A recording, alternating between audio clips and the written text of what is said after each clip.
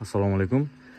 Ayni qish paytida hammada bo'layotgan muammo, mana santexnik akalarimiz mana shunaqa sirkulyatsionni nasozda qo'yib ketgan Aristonga. Bu esa eng katta xato. Sababi nimaga? Chunki Aristonning ichidagi suvni doimiy ravishda aylantirib turishi evaziga Ariston tinmasdan ishlaydi.